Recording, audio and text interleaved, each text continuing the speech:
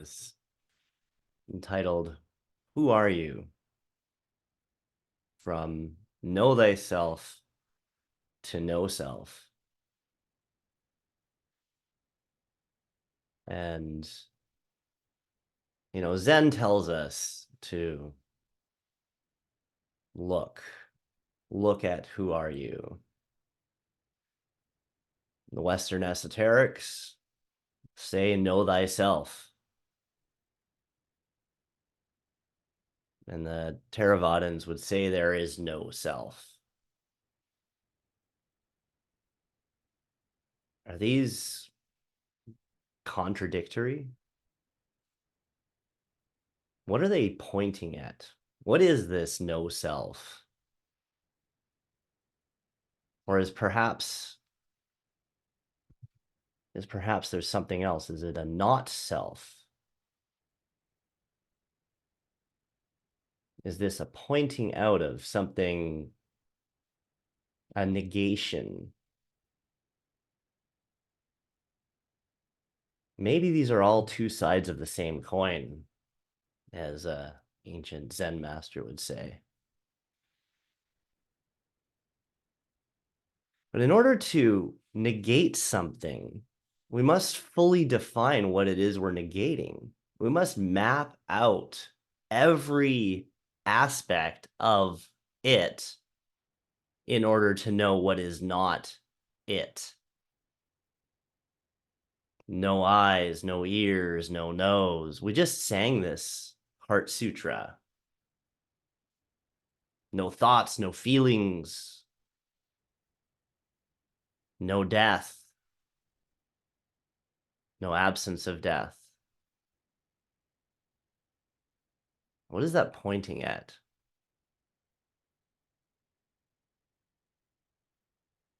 It's trying to map something out for us. It's trying to show us that there's an experiential realm, that there's an experience that encompasses all these things, that is encompassed by something else, that's not a thing, that's not anything, that's not a self. But these are just words. Until you have an experience of this, it doesn't make any sense. There's a way to have an experience. And so we practice. But in practice, sometimes the words are helpful in order to recognize the experience that we're having. And I've found a really, really helpful experience from a practice done by the Headless Way. And this works really good in a Zoom meeting. A Zoom meeting where if you look in front of you, you might even already be looking at your own face. There it is right there. That's my face. Is that my face? But it's over there. I think my face is here, but I'm seeing it over there. This is a depiction of my face, a public depiction of my face. You can all see it. I can see it. Is that my true face? I don't think so. I can't see my true face. Can you? So let's start looking at my public face over there. Maybe you might try this. Just point at your face over there. That's my public face. Okay? Well, let's bring it a little bit closer. Maybe you can find your foot or your knee. Just point at that. That's me. That's part of me. Okay. Bring it a little bit closer. Point at your heart. That's also me. It's part of me. Okay. Let's bring it a little bit closer. Point at your nose.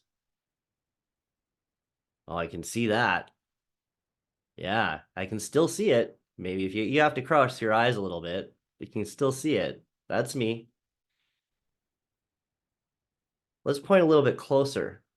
Point directly at your private face. What are you pointing at? What's back there? Can you even see it?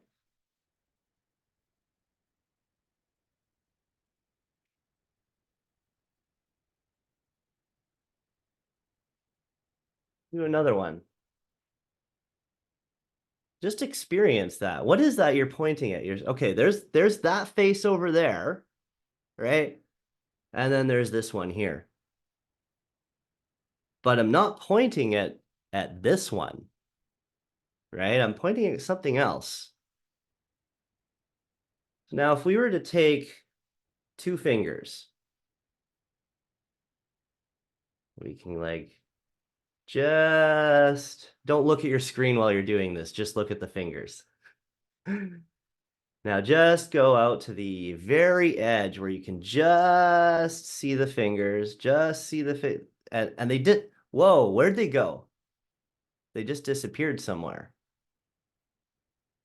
Now, obviously, I see them out there, but they're gone here. But I can bring them and I can see that there's almost like an edge of something here. There's an edge of this experience. Like something's not back there. There's no experience.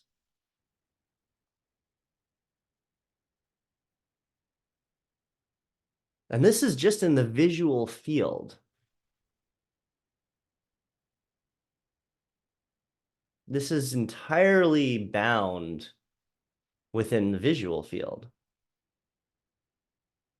So now if you close your eyes and you just imagine the boundary that we just pointed out,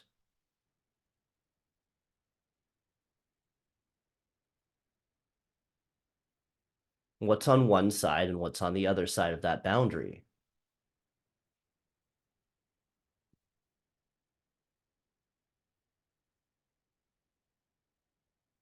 There's an experiential realm and a non-experience. Perhaps if you were in a unity experience of, as Ken Wilber would say, I see the mountain and I am the mountain. I see the stream and I am the stream.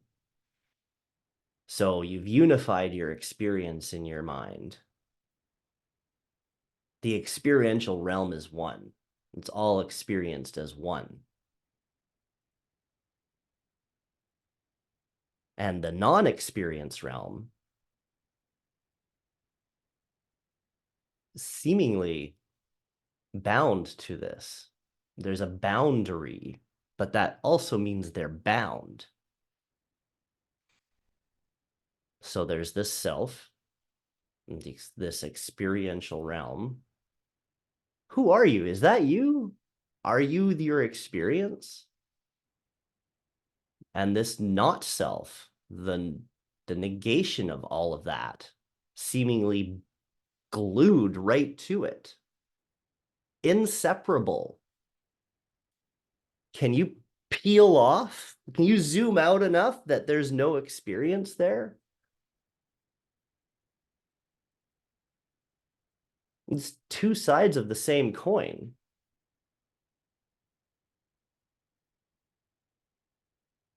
Experience and the experiencer, inseparable, form and the formless.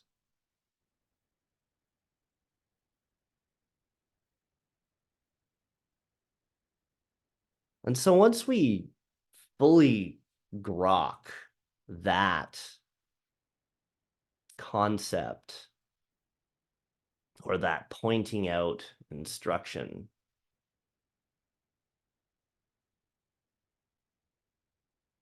what is there to do but pay attention to it?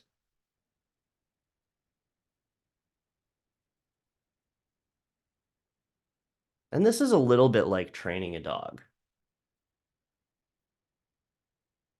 We are the dog. This human, this is the dog.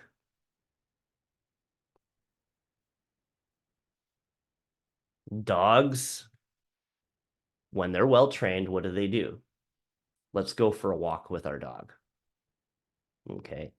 We've got our dog on a leash, but it's well trained. So it's not like walking ahead of us, pulling us. It's walking beside us. It's checking. Oh, is he still there? Does he have a treat? Is he gonna give me some bliss? Am I gonna get that little bliss hit from the beyond? A little hit of samadhi. Maybe if I pay attention more, he'll give me some samadhi. Ooh, wouldn't that be great? That little rush up the spine, crown opening, falling into negation. Now who's the dog? Who are you? Are you the dog or are you the walker? Well, that's an interesting concept. Who's checking in? Who's meditating? And who's watching this whole show?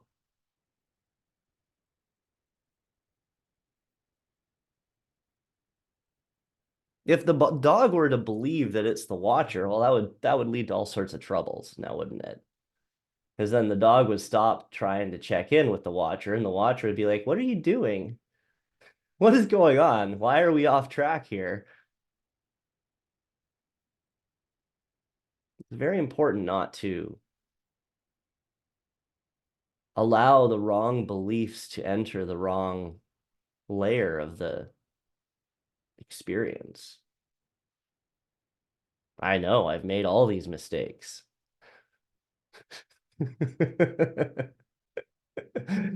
I'm the dog. No, no, no, no. Now I'm this like light. Yes, I'm the light. I'm the light. I'm the light. Wait, no, no, no. But the dog has to pay attention to the light. Ah, what am I doing? Who am I?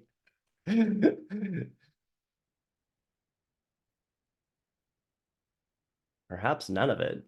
And perhaps there's just this experience and this experiencer. And at any given time, the focus can be on any layer. It can be on the mountain, it can be on the human, it can be on the light, the awareness.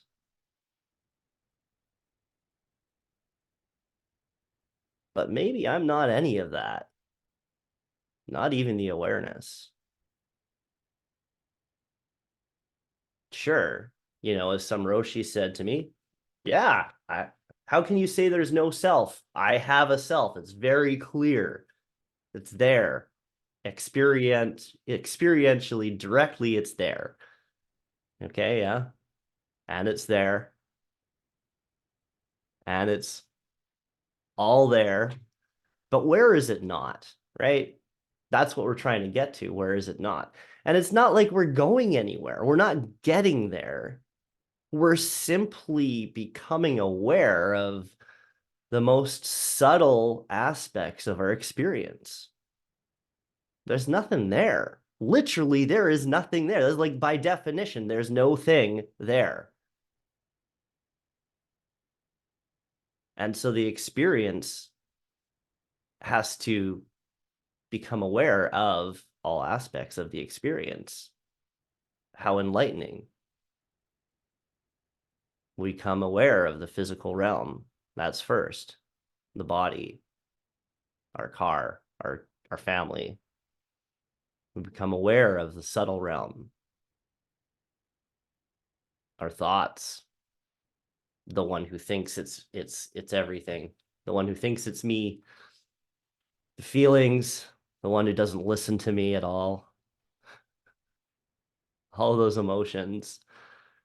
Those those darn those darn like last four koans, man. When will those emotions listen? Not that either. And then the very subtle, the aspects of the experience that cannot be directly observed because they are doing the observation. You see, I'm saying the same thing over and over again here, but sometimes it takes different words and different pointers to get through, to finally have the teaching, not the words, land somewhere in a receptive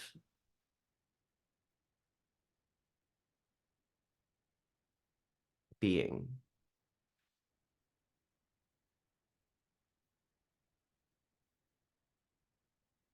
So really good practice, I've found,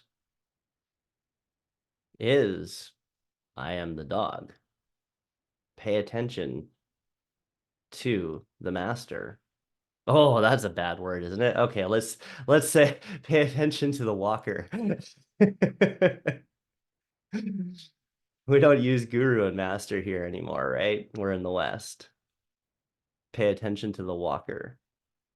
Who's walking me?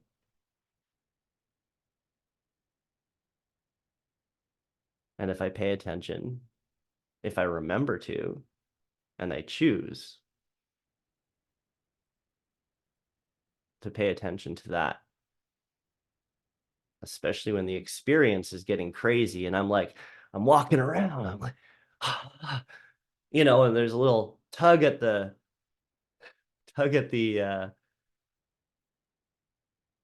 ephemeral leash. It reminds me, oh wait, I'm walking with this one. We're meant to be in sympathy. I'm meant to be reminded that awareness is there,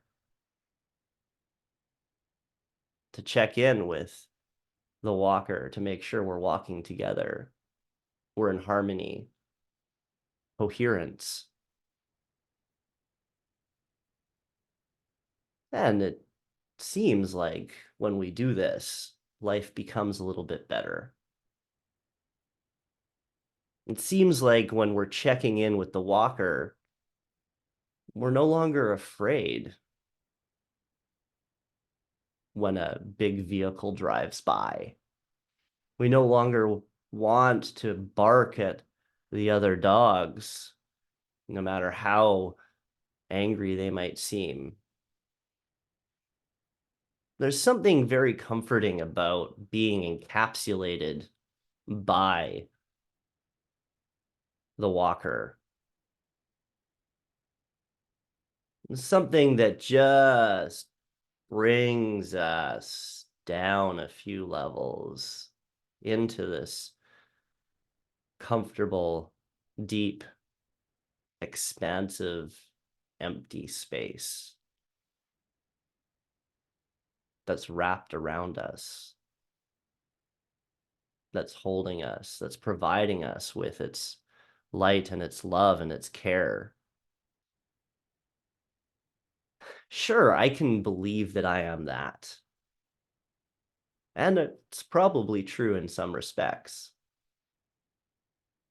But if the I that's walking around and doing things begins to believe that, it might lead to trouble. That I needs to remember and choose to check in with the walker and to make sure that we're in harmony. Everything becomes easy then. No longer are those uncontrollable emotions so loud. Maybe they're a little bit quieter. They're still there, at least for me. I haven't met anyone that has completely absolved themselves of such things. Even Jeffrey Martin, who's studied thousands of people who've been through enlightenment, says he can trigger pretty much anyone, but they recover faster.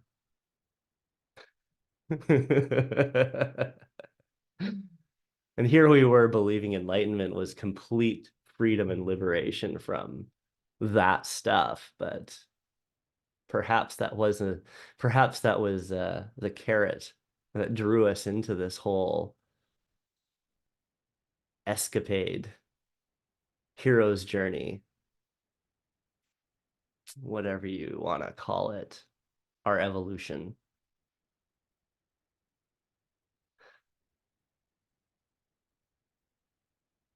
And going back to that sphere of sensation, we'll call it a sphere of visual sensation. We just mapped out some of the edges of that. It's kind of fun to do that with all of the other senses. Where are all the edges of this experience? If you have a chance, go into a jungle or a forest at night. Close your eyes and get into your meditation. And then begin to pick out the sounds that are furthest from you. Just listen, simply listen to the forest. And you start to notice there are sounds that are close to you and sounds that are far away. And just start listening to the ones that are as far away as possible. Try to find that border. Try to find that edge and see what it feels like. And then bring it back and find the sounds closest to you. Maybe do an om or ring a bell like we do in Hollow Bones and follow the sound of the bell into your depth. Where does it go? Where is the center of this deep listening? Where is the boundary on the outside? Where is the boundary on the inside? And then what's around all that? What's on the other side of the boundary? It's the same as with the visual field. Find out the shape and then find out what's outside of it. It's a lot of fun. And it might lead you into some sort of realization or experience. So I think yeah, Josen, maybe we'll do some questions and discussion. Does anyone have any questions or things that popped out to them before we break out into groups?